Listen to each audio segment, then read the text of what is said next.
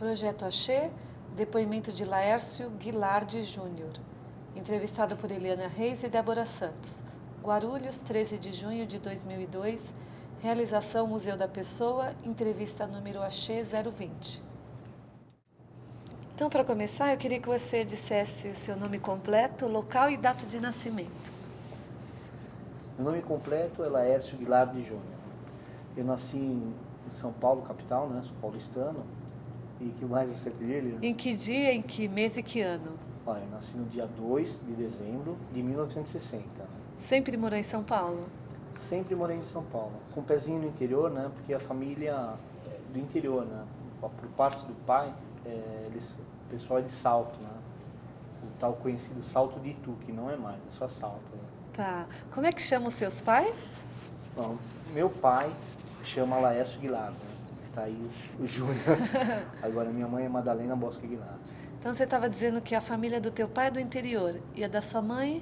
Paulistanos, normal. E você sabe um pouquinho da história da família do seu pai? Olha, do meu pai eu sei muito mais do que da minha mãe, para falar a verdade, né? Porque são, assim, parentes vivos, né? Eu ainda mantenho contato com ele, com os meus tios. Tenho minha avó viva, graças a Deus, né? Que ela é uma luz para a família, né? Porque ela é uma pessoa que concilia a gente em situações difíceis, né? Ela é uma pessoa, apesar da idade, é totalmente lúcida, né? Isso é importante, é o ponto de equilíbrio da família. Então, meu avô chamava Frederico, né? E minha avó chamava Alzira.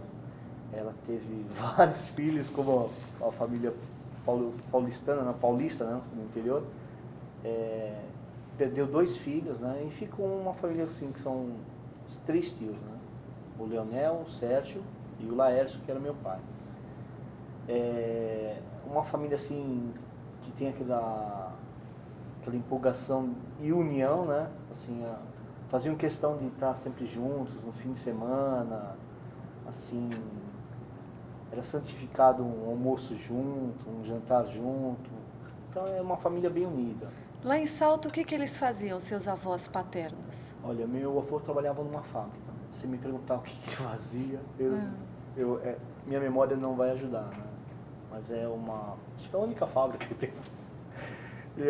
E minha avó era dona de casa, né? E uma parte boa da minha infância, né? Da lembrança de Salto, é que todas as casas lá eram enormes, né? E tinham pomares. Eu andava folgando as galinhas na privada. Você se lembra dessa casa? Oi? Você se lembra dessa Lembro casa dessa dos seus casa. avós? Como é que ela era? Era uma casa assim, grande na frente, né? Assim, dando a impressão de ser uma casa grande. Mas de repente você saía pela porta do fundo, no quintal, e você ficava maravilhado, porque era pomar, galinheiro, né? Assim, aquela coisa bem do interior mesmo, muito bonita a casa. Então, por exemplo, você queria uma jabuticaba, você pegava no pé. Você queria um abacate, tinha pé de abacate, mamão, entendeu? Você tinha um contato com os animais. Coisa que, por exemplo, assim, nossas crianças, né, não interagem, não tem essa oportunidade. Pena, né? Mas foi uma infância muito boa. Você passava épocas da sua vida lá? Passava férias, é isso? Não passava as férias. Praticamente todo fim de semana a gente ia, né? Porque era assim, uma opção de almoço também num lugar diferente. Meu pai era uma pessoa que gostava muito de viajar, muito. Né? Então quando a gente não ia para Salto, ele ia acabando acabava indo para o litoral, né? Ficava em Santos. Mas o passeio preferido era para o interior, porque podia entrar no mato, podia caçar, podia fazer um monte de coisa que até hoje eu gosto, né? Pescar. E esse almoço, como é que era? O que tinha? Olha, geralmente um bichinho dançava, né? Uma galinha sempre era o alvo do almoço, quer dizer, aquele almoço bem caseiro, né? Temperos fortes, né? Família assim, metade italiana, metade espanhol. O pessoal se reunia, se contava história, né? Mexia muito com assim, com o nosso ego, brincava, fazia com que as crianças assim, tivessem um desenvolvimento gostoso, né? Uma coisa assim, não tinha videogame. Então, tinham várias brincadeiras, nos empolgavam com brincadeiras que, por exemplo, hoje se eu falar, nem sei se existe mais, né? Que era esconde-esconde, beijo, abraço, aperto de mão e tantas outras que hoje a gente perdeu na história. Tá. Além de você, dos seus pais, seus primos também iam para esses domingos lá? Todos, eram pontos, pontos de encontro mesmo, né? Como a gente fala, como na minha profissão tem o ponto de encontro, nessa época eu posso também falar que era ponto de encontro, assim, que a família se encontrava, se reunia, dava risada, se divertia, era muito bom. Tá. E você sabe por que seu pai veio para São Paulo? Porque você disse que a família dele era lá de Salto. Certo. Meu pai veio jovem para São Paulo, né? Assim, atrás de grandes oportunidades, atrás de grandes empresas, né? Que quem sonhava em crescer tinha que procurar essas empresas. E ele se situou numa boa empresa, se aposentou nessa empresa, foi a primeira e última empresa dele. Né? Então, coisas assim que não são tão comuns hoje em dia. Ele já estava casado quando ele veio para São Paulo? Não, ele conheceu minha mãe em São Paulo, naqueles famosos bailes que tinham de bairro, né? Eu não vou te falar como que eram esses bailes, mas tinham os bailes que eram assim, realizados por clubes, né? E eles se encontraram num desses bailes, né? Eles conheceram um baile desses. Seu pai veio para São Paulo morar em que bairro? Olha, inicialmente ele morava no Brás. Pelo pouco que eu sei, ele morava no Brás. E como assim, o Brás faz divisa com Belém, né? Então, um bailinho aqui, um bailinho lá, encontrou meu irmão. Aí da família da sua mãe, o que você sabe? A da família de minha mãe, eu sei muito pouco, porque é a parte italiana da coisa, né? Então, não se chamam por nome. Eu, por exemplo, eu não sei o nome do meu avô completo. Era Pipino, Titino, Ernesta, e não sei o quê. Então, até hoje, eu tenho minhas tias vivas, né? E onde eu moro, tem uma grande concentração da família. Então, elas vão em casa, e elas estão todas meio caducas, né? As tias, né? Pessoal antigo, bem velho mesmo. E não sabe nem falar nome. Ernesta, Titina, Pipina, e é isso. Tá. E sobre os seus avós maternos, você também não sabe muito? Sabe se eles vieram da Itália, quando vieram, se foram os bisavós? Então, minha avó, ela casou com um espanhol. Mas ela já era paulistana. Ela nasceu em São Paulo. Então, mas ela era neta e filhas de italiano. E aí começou a bagunça, a raça. E essa casa de Belém, do Belém, Do Belém. você conhece? Qual você fala? Você conheceu a casa dos seus avós maternos? Veja bem, a primeira residência da minha avó eu não conheci. Mas essa casa que eu moro hoje é uma casa assim, posso falar que é uma casa de heranças, né? Uma casa que já está com a família há muito tempo, quer dizer, era da minha avó, passou da minha mãe para mim, e minha mãe é viúva, ela mora comigo. É uma casa que nós temos ela no mínimo há 70 anos, né? Então, boa parte da minha lembrança é nessa casa, uma casa muito antiga. Então, seus pais se conheceram aqui em São Paulo, se casaram e foram morar nessa casa. E como é que é essa casa?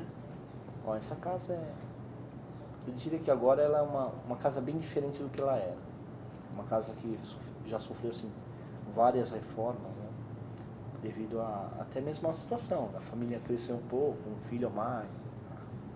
Mas eu me lembro dela térrea. Eu gostava muito quando a casa era térrea.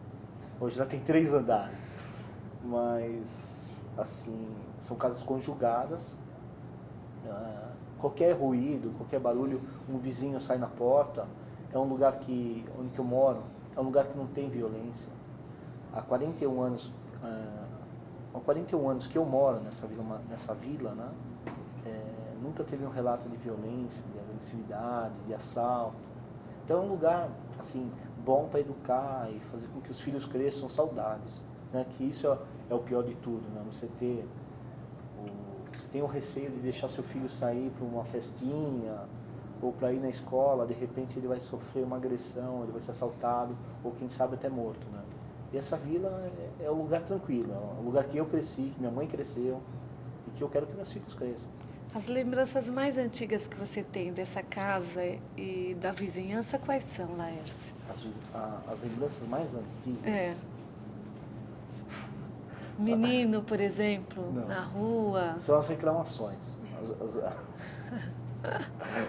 Que você vê, né? Naquele tempo a gente crescia com uma certa liberdade. E o passatempo favorito, né, da molecada era quebrar vidro, era bater nas portas, era mexer com os mais velhos, né? Então era assim, tudo de uma forma saudável, né? Ninguém barbarizava ninguém. Mas era assim, agressão, seu filho quebrou o vidro na minha casa, eles colocaram um espantalho lá, me assustou, ficaram jogando aranha lá em casa, entendeu? Esse tipo de brincadeira eu me lembro muito bem, assim, porque comigo cresceu uma turma, né? E essa turma, assim, claro, eu perdi contato com muitos, mas é sempre bom ver que, quando encontro um desses amigos, que ele está bem, está estabilizado, sabe? Que está com família, é muito legal isso. E sua família é de muitos irmãos? Você Não, tem quantos irmãos, Laércio? eu sou filho único. Filho único. Tá. E, não sei, é uma parte que faltou em mim. Eu acho que, por exemplo, assim, não pelo fato de ser filho único e não ter tudo que eu sempre quis, eu sempre tive o que eu sempre quis. Meu pai, graças a Deus, ele sempre recebeu, assim, ele tinha um salário bom, então ele era o tipo do pai que mimava, né? No que ele trabalhava? Ele trabalhava na engenharia Badra, como construção civil, né? Ele tinha um bom salário, era aquele homem que chegava cedo em casa, gostava da família, uma pessoa muito bacana. Sinto muito falta do meu pai. Como é que você o descreveria assim fisicamente? Uns 40 centímetros maior, né? Na altura e na barriga também, porque ele gostava de uma cervejinha, gostava de um bom bate-papo, né? Uma pessoa super agradável. Também tinha, assim, né, uma quedinha de ser valentão, mas não era, né? Era gente boa, tinha bom coração. Gente boa, tinha um bom coração. Sua mãe ainda está viva, né? Você disse que ela é viúva. Graças a Deus, ela é viva. E ela trabalhava? Trabalhava fora de casa? Não, minha mãe trabalhou pouco tempo, né? Assim, durante o casamento, acho que ela ajudou meu pai, acho que uns 4 ou 5 anos. Aí quando ela teve minha irmã, né? Que é falecida, que faleceu logo após o nascimento. E logo que ela me teve, ela se preocupou, acho, sabe, porque ela já havia perdido um filho, ela não quis trabalhar mais. Meu pai tinha uma situação boa, podia manter ela em casa e, não sei, até hoje ela tá lá. E eu, enquanto puder manter ela na mesma situação, eu vou tentar. Tá certo. Você lembra da primeira escola que você estudou? Lembro, Na região do Belém? na região do Belém. Como é que chamava? É o SESI, né? SESI Catumbi. Ele é, assim, ativo até hoje. Eu diria que de colégio de estado, é um dos melhores, assim, que oferece um suporte para o aluno, oferece alimentação adequada, se preocupa assim com as futuras atividades, ensina a parte técnica, sabe? É um colégio muito bom, assim. E, claro, quando comparado a um particular, até que ele perde um pouco, mas é um bom colégio. Como é que era essa escola? A sala de aula? Uniforme? O uniforme era o convencional da época, né? Que era o tradicional tergal azul, né? E a camisa branca, escrito SESI em vermelho. Não lembro. E tinha uma gravatinha também, muito esquisita em azul. Assim, era um colégio que você tinha que aprender a se virar, né? Porque, como tinha gente do bem lá, também tinha gente do mal, né? Os maiores sempre castigavam os menores. Então era o tipo de lugar que era uma escola. Se você não quer ser molestado, aprende a se defender, e se esquiva, entendeu? Então isso foi bom também, na minha formação. Você era um bom aluno? Você precisa perguntar aí? Não, eu me considerava um bom aluno. Não por ter as melhores notas, mas assim, por me dedicar ao máximo. Mesmo que eu não fosse o melhor, eu me dedicava, eu achava que eu ia conseguir, entendeu? E ficava meio assim, enciumado quando eu via a professora falar, poxa, que legal, você tirou a melhor nota. Eu falava, caramba, eu não consigo, mas estava sempre tentando. E qual a lembrança mais marcante desse período dessa escola?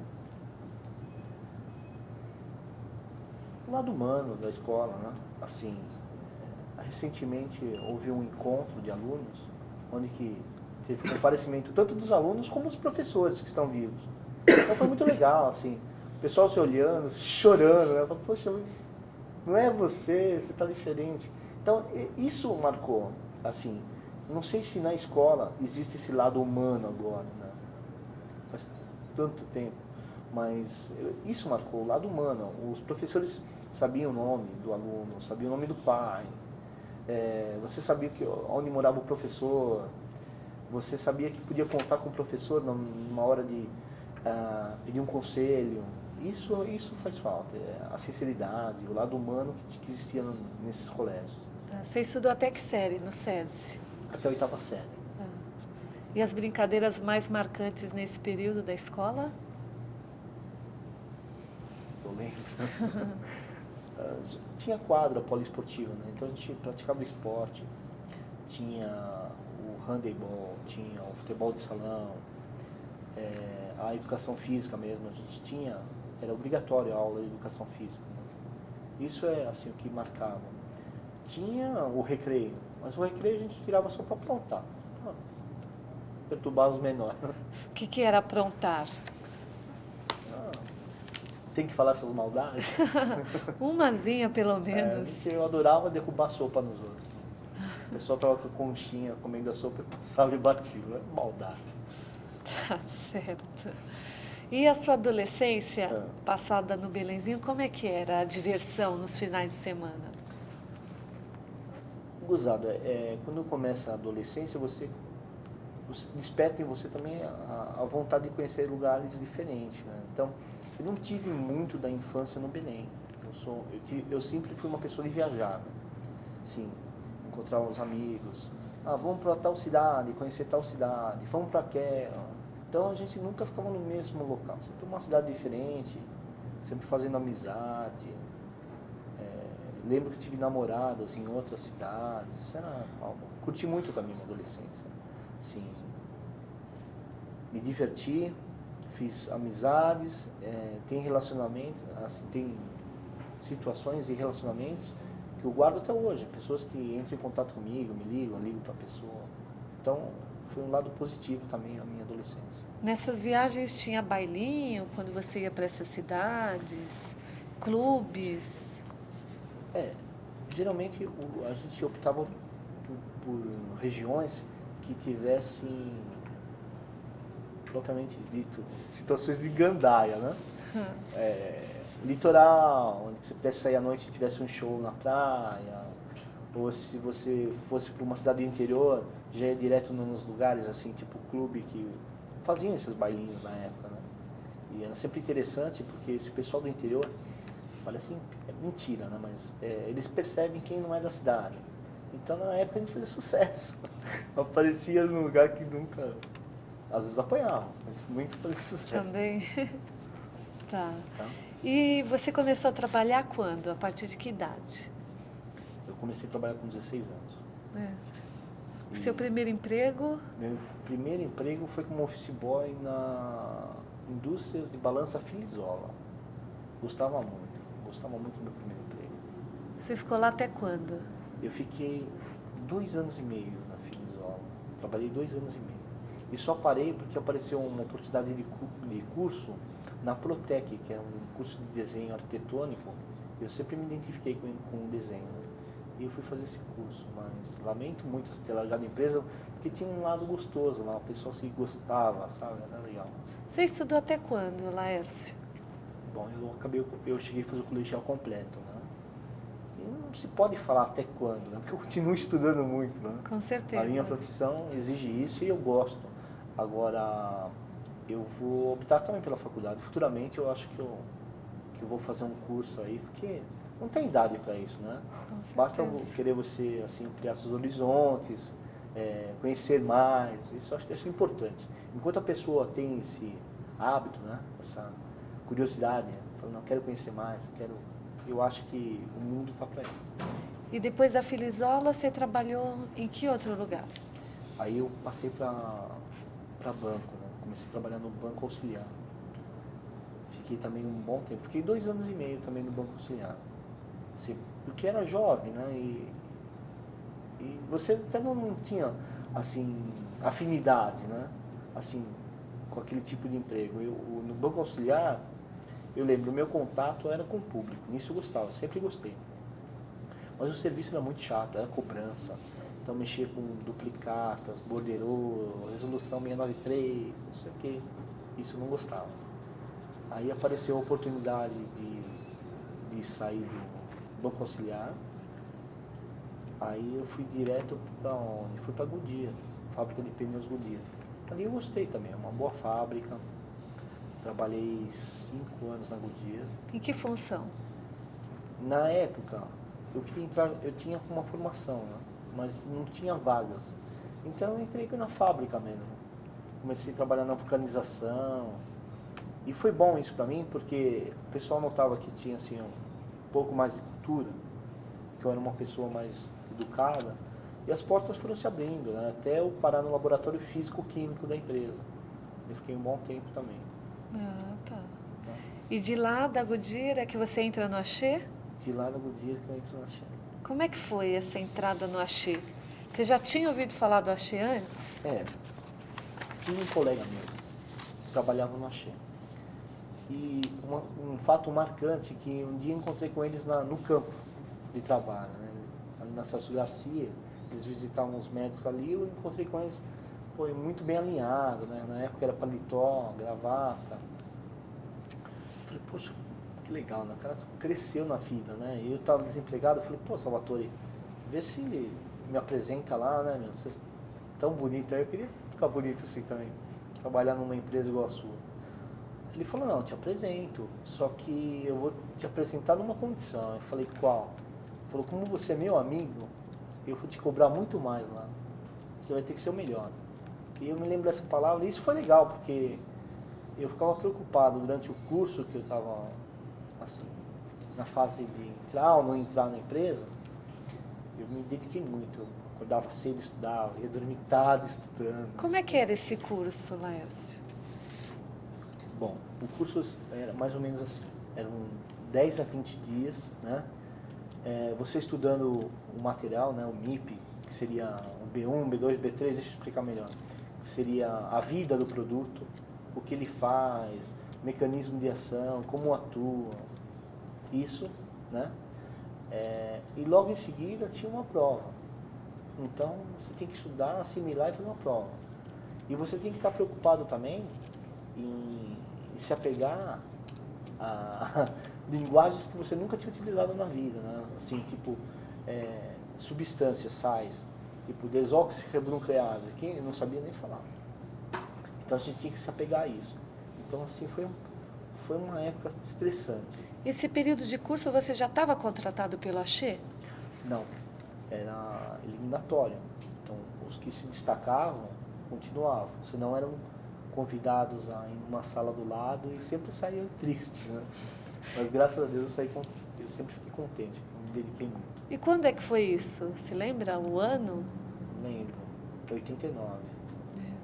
Quando você soube que você havia sido contratado, qual Olha, foi a sua sensação? Foi muito, assim, uma sensação muito agradável mesmo, porque não só pelo fato de você saber que você estava entrando numa empresa que já na época davam um suporte bom, que você ia ter um salário muito bom, que você ia conseguir comprar coisas que você estava alvejando e não tinha dinheiro para comprar. Eu fiquei contente também em saber pelo fato que ele ia ser uma pessoa diferenciada, mesmo assim pelo trabalhar diferenciado, né? Eu nunca havia colocado terno na vida, só em casamento. De repente, sabe, aquilo foi importante para mim, começar a trabalhar com terno, assim, me valorizar como pessoa. Aí quando você começa a se valorizar, aí você também começa a se policiar, né? Fala assim, poxa, eu vou falar com o médico, será que todas as palavras que eu estou falando são certas? Eu preciso ler um pouco mais, eu preciso estar mais a par das notícias. Isso é legal, começa a valorizar você como humano, como um ser humano. Você se lembra dos primeiros dias de propaganda médica? Lembro. Como é que foram? Era assim, o primeiro dia foi muito constrangedor, porque eu sabia que ia estar de frente a um profissional altamente qualificado, né? Que dedicou anos da vida, assim, para fazer aquilo que ele mais gosta, que é a medicina, né? E E eu fiquei assim me perguntando, pô, o que você vai falar pro cara? Você vai falar a mensagem, mas se ele perguntar alguma coisa para você, você vai se enrolar. Você entendeu? Você vai se enrolar porque ele estudou anos. E você está entrando agora nisso. Então, eu lembro muito bem que antes de eu começar a propaganda, eu justificava, eu entrava e já, assim, não me desculpando, né? Porque eu não estava fazendo nada de errado, eu estava querendo aprender a minha nova profissão. Mas eu falava, doutor, olha, estou iniciando, pode ser que até fale alguma coisa para o senhor que não seja nada comum às coisas que o senhor ouve e estuda, né? Mas estou me dedicando e eu quero ter um bom relacionamento com o senhor porque eu sou aquele cara que vai vir uma vez por mês conversar com o senhor sobre produtos farmacêuticos. E foi legal. O pessoal foi começando, assim, aparece aquela afinidade, né? Você começa a ter um vínculo com o médico, um relacionamento, é muito legal. Você lembra a região que você começou? Lembro. Eu comecei fazendo a minha própria região, que era o Belém, e pegava um pedaço do Pari também, que ali era Carlos de Campos, Avenida Valtier. Aí eu pegava um pedaço da Água Rasa também, pegava a Avenida Celso Garcia, quer dizer, tudo eu já conhecia, era muito bom. E como é que você se deslocava de um lugar para outro? Você tinha carro próprio? Na realidade, todos tinham que ter carro próprio na época, né? Então não eram carros assim que altamente confiáveis como a gente tem hoje. Que carro que você tinha? Eu tinha um Opala, acho que era um Opala, pelo menos no documento estava Opala, quer dizer, era um carro antigo, né? Mas assim, me serviu durante um bom tempo, né? Assim, Alguma situação assim que você tenha vivido? do Opala, É. uma vez que eu estava muito preocupado, né? Isso já foi um outro carro, foi um outro Opala, mas que a gente está falando em Opala, você me fez lembrar desse caso. Tem uma praça no Tatuapé que chama Praça Henrique Lindenberg, que é assim, entre a Celso Garcia, ela sai da Celso Garcia e adentra para o Tatuapé. E eu estava com maior pressa, maior preocupação de chegar no ponto de encontro tudo certinho. Cheguei bem antes do meu ponto de encontro, parei o carro na praça e falei, meu Deus, deixa eu ver se eu não estou esquecendo de nada. Aí eu fazia uma lista das atribuições do dia, né? Aí estava refazendo, falei, ai meu Deus, tem uma coisa que eu esqueci com o médico aqui. Aí dava aquele desespero, punha a mão na cabeça, abria a porta sumiu. Quer dizer, eu abri a porta, vinha vindo o carro, levou minha porta embora. Quer dizer, são situações, né, que você fica preocupado e não presta atenção com o resto do mundo. Então essa cena, eu lembro, agora eu acho engraçado, Mas na hora... um belo do susto. Imagino.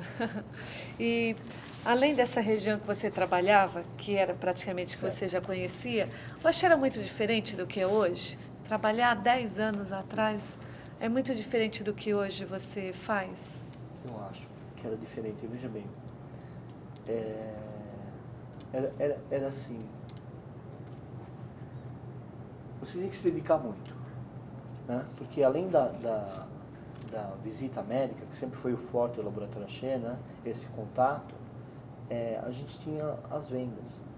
Nessa época eu era um vendedor, um cobrador e um propagandista.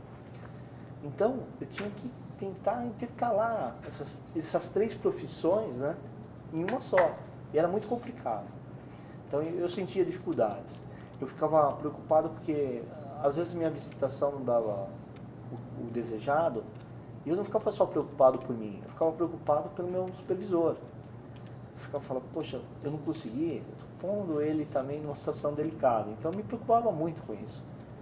Mas consegui tirar de letra. Né? Então, hoje você só faz propaganda médica. Essas outras duas funções praticamente se extinguiram. Não, sempre fica, né? Assim, no sangue, né? A vontade de vender, de cobrar. Então, por exemplo, assim, a gente passa de uma outra forma para a profissão. Meu objetivo é a propaganda? É o institucional? Mas nada melhor do que cobrar ao médico uma ajuda. Oh, doutor, me ajuda nesse produto. Oh, doutor, faz isso, entendeu? Então ficou o instinto de cobrança. E de vendas, é claro, se a gente não vender, né, a ideia, que é o nosso objetivo principal, está tudo errado. A gente tem que fazer uma coisa, um objetivo. Nosso objetivo é fazer uma propaganda que venda. prioritário. Alguns produtos que marcaram mais nessa sua trajetória? Sim, alguns produtos marcaram muito, né? Uma coisa que marcou muito a minha trajetória foi o lançamento do Famox, né? Que era foi uma coisa muito engraçada. A gente ia ao consultório, fazia a propaganda de um antagonista H2, ou seja, é um produto para úlcera, gastrite, esofagite de refluxo. Então falava com o médico e simulava uma situação, doutor, situação do dia a dia, na correria, o senhor faz isso, faz aquilo.